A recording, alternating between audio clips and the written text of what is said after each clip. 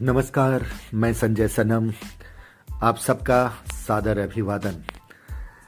आज बात फिर आध्यात्मिक पटल की करूंगा।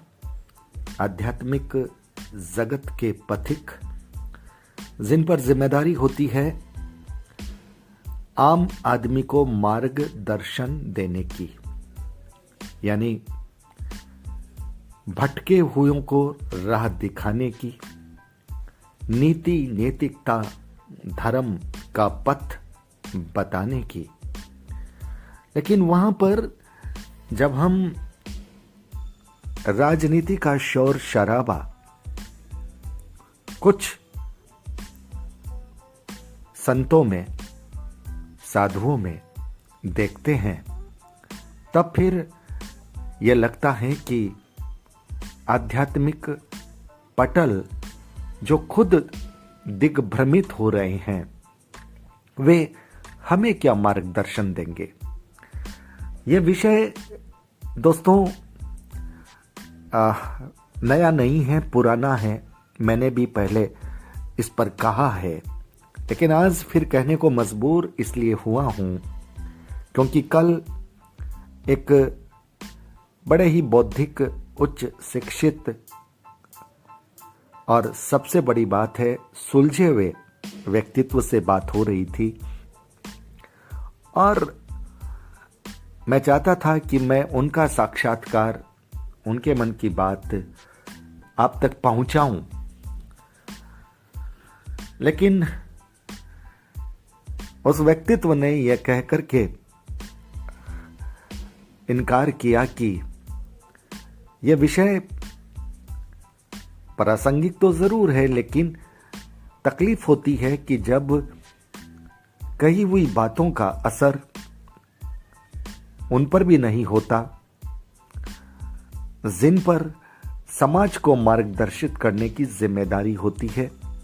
वे सवालों का जवाब नहीं देते, वे सवालों का समाधान नहीं करते और सबसे बड़ी बात है कि जो उन्हें उचित बदलाव, उचित परिवर्तन अपनी रीति नीति, अपने व्यक्तित्व में करना चाहिए, ये वो भी नहीं करते।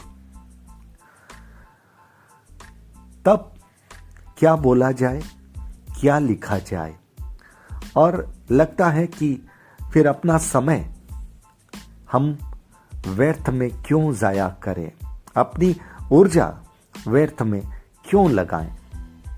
इसलिए इस विषय पर बोलने का मन नहीं है, लेकिन मेरे मन में जो सबसे बड़ा सवाल है कि तमाम विसंगतियों की जड़ ये आध्यात्मिक पटल के ही कुछ लोग हैं जिन्होंने घर बार छोड़ा है अध्यात्म के लिए, अपने जीवन कल्याण के लिए, और उसके बाद लोगों को मार्गदर्शन देने के लिए,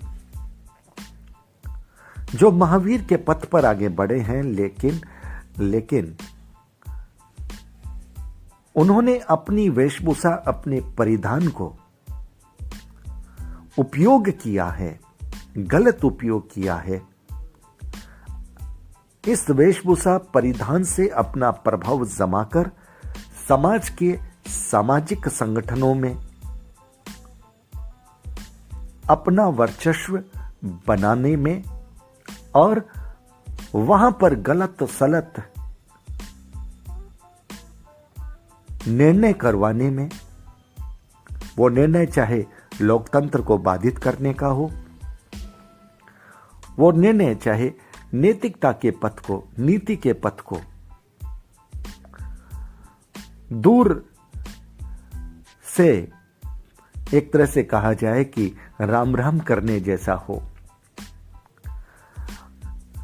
उन्होंने मुझे कहा था कि इस प्रसंग पर बात बराबर आनी चाहिए, क्योंकि समस्या की जड़ यही है। हमारी श्रद्धा और आस्था या फिर सामाजिक भय, कुछ भी कह लीजिए, उसकी वजह से समाज के लोग सब कुछ देखते हैं, सब कुछ समझते हैं, लेकिन वो सामने बोल नहीं पाते, बोलने से कतराते हैं। कुछ लोग ऐसे होते हैं जिनकी स्वार्थ सिद्धि उन्हीं की वजह से होती है, इसलिए वे इस गंगा को मेली भी करते हैं और इस मेली गंगा में अपने हाथ भी धोते हैं। और जब तक यहां पर उचित बदलाव नहीं होगा, यहां पर उचित सुधार नहीं होगा, तब तक तमाम विसंगतियां इनके साए में पलेगी, बढ़ेगी और नए नई विसंगतियों का दौर देखने को मिलेगा। सबसे बड़ी बात, सबसे बड़ा सवाल उन लोगों के नाम ही है कि आखिर आपने घर क्यों छोड़ा, क्यों परिवार से, अपने आत्मीय जनों से विमुख हुए। अगर आपको राजनीति ही करनी थी, अगर आपको पदों में उठापटक ही करनी थी, तो फिर इस देश में राजनीति का बड़ा स्कोप है, आप वहां कर सकते थे। लेकिन आप नहीं कर पाते, क्योंकि आप जो अभी कर पा रहे हैं वो इसलिए कर पा रहे हैं क्योंकि आपका वेश, आपका परिधान साधु का है। अगर ये परिधान आपके शरीर से हट जाए, फिर आप उठापटक करके दिखाइए, कितने लोग आपकी सुनते हैं, कितने लोग आपकी मानते हैं, कितनी राजनीति आप कर पाते हैं। क्योंकि फिर लोग आपको जवाब दे सकते हैं, लेकिन इस वक्त आड़े उनके परिधान आ जाता है और परिधान के रूप में एक साधु आ जाता है, भले ही वो आचरण से उस रूप में साधु न भी हो। लोग वहां पर देख करके रुक जाते हैं, जुबान रुक जाती है, शब्द ठहर जाते हैं। जो कहना चाहते हैं लोग वो कह नहीं पाते। उन्हें मालूम है कि ये सब कुछ जो हो रहा है उसकी वजह क्या है, और उसमें कुछ समाज के वे लोग भी जुड़ जाते हैं जिनके स्वार्थ पोषित होते हैं, जिनके स्वार्थ पूरे होते हैं। जैसा कि मैंने कहा, बहती गंगा में नहीं बल्कि मेली गंगा में जो हाथ धोते हैं। और समाज के जब लोग, आम लोग जब नहीं बोलते, तब उनका काम बड़ा आसान होता है। कुछ जो बोलने वाले होते हैं उन्हें आलोचक नहीं, उन्हें निंदक कहते हैं, उन्हें विरोधी कहते हैं, उन्हें विद्रोही का तमगा देते हैं। समाज विरोधी की उपमा दी जाती है और आम जनता को भ्रमित किया जाता है। सच आम जनता तक न पहुंचे, और इसके लिए धर्म के विधान, धर्म के वो कड़े कानून बताए जाते हैं कि जब यहां से बात हो गई तब यहां पर सवाल नहीं हो सकता। सबसे बड़ा सवाल आज फिर कहूंगा कि जब निर्णायक यानी निर्णय देने वाला मौन हो, उनकी आंखों के सामने, उनके चक्षु के सामने, उनके कर्णपटल के सामने सब कुछ चल रहा हो, लोग चिक चिक कर आवाजें दे रहे हों, लोग लिख लिख कर बता रहे हों, लेकिन उन्होंने मौन साध रखा हो, जैसे बोलना नहीं है, तब लोगों के मन में सवाल भी आता है कि नेतृत्व करने वाला आखिर मौन क्यों है? क्या वो दबाव में है? क्या वजह है कि अब भी वे एक नहीं, अनेकों प्रकरण, अनेकों घटनाएं एक के बाद होने के बाद भी वे उस रूप में नहीं बोल रहे, उस रूप में कार्रवाई नहीं कर रहे। तब लगता है कि कहीं नेतृत्व करने वाले की कोई बात इन लोगों के हाथ में है, जिसकी वजह से जैसे कहा जाता है कि कमजोर नस को दबा दिया जाता है। जब भी वो एक्शन के मोड में आने की कोशिश करती है तो फिर उनकी उस कोई बात को वो सामने लाने की धमकी दे देते होंगे। ये कयास है, ये विश्वास के साथ नहीं कही जा रही बात। ये आशंकाएं हैं जो लोगों के मन में है, ये संभावना हो सकती है, ये लोग कहते हैं। लेकिन जिस व्यक्तित्व ने मुझे कहा कि यह विषय बार बार बोलने का है, इस एक ही विषय पर बार बार बोलिए, सच्चाई को सामने रखिए, ताकि आम आदमी के मन में थोड़ी तो हलचल हो, वो थोड़ा तो सोचे। श्रद्धा और आस्था अपनी जगह सही है, हम उसका सम्मान करते हैं। लेकिन श्रद्धा या आस्था आपको यह नहीं कहती कि आप गलत होते हुए देख करके अपनी आंखें बंद कर लें, या फिर आप उस पर सवाल न करें। हालांकि आप जिन पर सवाल करेंगे वे लोग आपको बताएंगे, समझाएंगे कि आपका सवाल करना जायज नहीं है।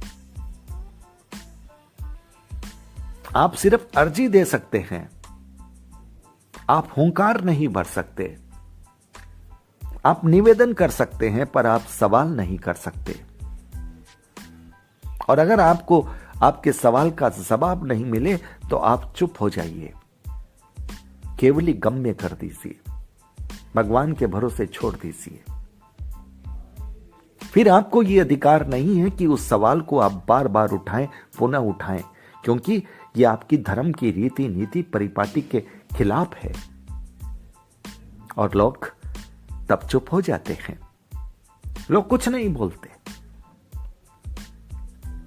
वो फिर तमाम प्रकरण नहीं बोलते कि वहां पे क्या हुआ, यहां पर ये क्यों हुआ, यहां पर यह सभा क्यों बनाई गई, क्या औचित्य था। बड़ा अफसोस होता है जब लोग ये कहते हैं कि संत तो समाज को जोड़ने का काम करते हैं, लेकिन कुछ आध्यात्मिक पटल के पथिक जब समाज को तोड़ने की कोई व्यूह रचना बनाते हैं, तब फिर उन परिधान पर सवाल होता है कि आखिर इन्होंने यह परिधान क्यों पहन रखा है। क्योंकि परिधान से साधक की, साधु की अपनी अपनी अलग अलग रूप से पहचान होती है, और व्यक्ति को जाने बिना ही उस परिधान में किसी व्यक्ति को देख करके हमारे हाथ जुट जाते हैं, हमारा सर झुक जाता है। क्योंकि हमें हमारी वो परंपरा है कि इस परिधान में अगर कोई है तो वो निश्चित रूप से संत है, साधक है। हमें क्या पता कि ये ऊपरी परिधान है, अंदर का आचरण तो बहुत अलग है। और सवाल साहब तब उठते हैं, सवाल तब उठते हैं जब हालात आपको अतीत से एकदम विपरीत लगते हैं। जब आप 2 दशक, 3 दशक, 4 दशक और अपने इतिहास में के आईने में झांक करके देखते हैं, तब आपको लगता है कि ये क्या हो गया, या तो पूरी परिपाटी बदल रही है।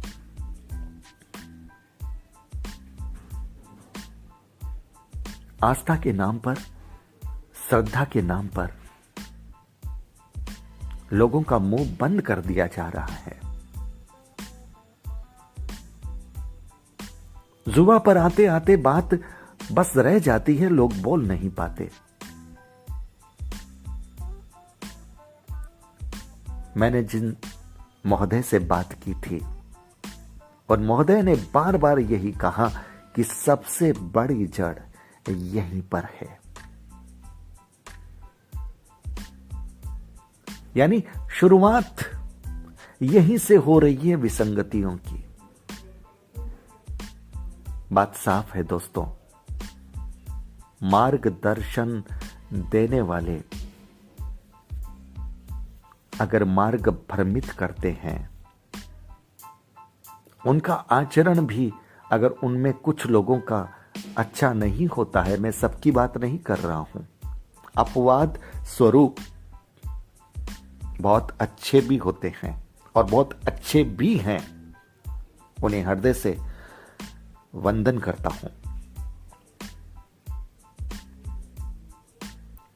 लेकिन ऐसी भी एक जमात है कि जिनके परिधान तो धवल हैं, लेकिन आचरण में वो धवलता नहीं है, वो निर्मलता नहीं है, वो कोमलता नहीं है, वो संवेदनशीलता नहीं है, वो नैतिकता नहीं है। लेकिन फिर भी वे साधु हैं।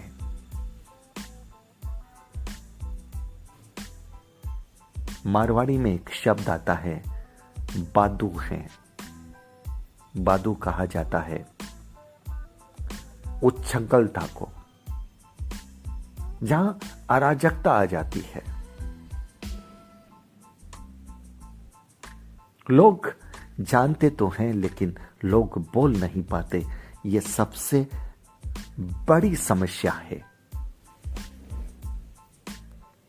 और अगर आध्यात्मिक पटल की विसंगति को दूर करना है और उसके माध्यम से आ रहे समाज की विसंगति को दूर करना है, अगर समाज में जो कुटिल सियासत आ रही है उसको दूर करना है, जोड़ तोड़ के जो समीकरण बन रहे हैं उसे दूर करना है, जो व्यर्थ की उठापटक हो रही है अगर उसे मिटाना है, तो साहब बोलना तो पड़ेगा। और ये मैं कुछ लोगों की बात नहीं कर रहा हूं, ये मैं आम लोगों के लिए कह रहा हूं। आम लोगों को बोलना पड़ेगा। कुछ प्रबुद्ध लोग, कुछ बौद्धिक लोग वो बोल रहे हैं, वो निरंतर लिख रहे हैं। हां, कुछ लोग अशालीन बोल रहे हैं, उनके पक्ष में मैं नहीं हूं। विरोध के लिए विरोध के पक्ष में नहीं हूं, लेकिन सुधार के लिए सवाल उठाना, आवाज देनी, इसके पक्ष में क्या आप नहीं हैं, यह विचार आपको करना पड़ेगा। कल मेरी बात हुई थी उन सज्जन से, मैं नाम नहीं ले पा रहा हूं क्योंकि उनकी इजाजत मैंने नहीं ली थी, ये मुझसे भूल हो गई थी। अगर कभी उन्होंने इजाजत दे दी तो निश्चित रूप से उनका नाम लेकर के कहूंगा, लेकिन मैं ये जरूर कहूंगा, बड़े सुलझे हुए, बड़े तार्किक, बड़े सरल, बड़े सौम्य और उच्च शिक्षित विवेकवान व्यक्ति ही मेरे इस वीडियो की, ऑडियो की पृष्ठभूमि बना है। इसलिए ये वीडियो मैं उनको भी समर्पित करता हूं और उनके माध्यम से मैं आप सबको समर्पित करता हूं। बात कहीं कड़वी निकली है, लेकिन आक्षेप कहीं नहीं है। वही कहने की कोशिश की है जो लोगों के मन में चल रही है। बस फर्क इतना ही है, लोग कहना चाहते हैं, कह नहीं पा रहे हैं, और हम शायद कह पा रहे हैं। ये आपकी स्नेह की शक्ति है और ये कुदरत का आशीर्वाद है। ऑडियो वीडियो को लाइक कीजिएगा, शेयर कीजिएगा। आपको अगर लगे कि बात सही है तो फिर मेरी इस बात को अपनी बात समझकर इसे दूर दूर तक पहुंचाइएगा, क्योंकि हमारे यहाँ कहा जाता है कि अगर कोई बात आपको लगती है कि लोगों को जगाने में मदद कर सकती है, सच्चाई की आवाज बन सकती है, तो फिर उस बात को प्रसारित करना, दूर दूर तक पहुंचाना भी अपने आप में समाज की सेवा होती है और ये भी सेवा का एक पुण्य हो सकता है। बहुत बहुत आभार। नमस्कार।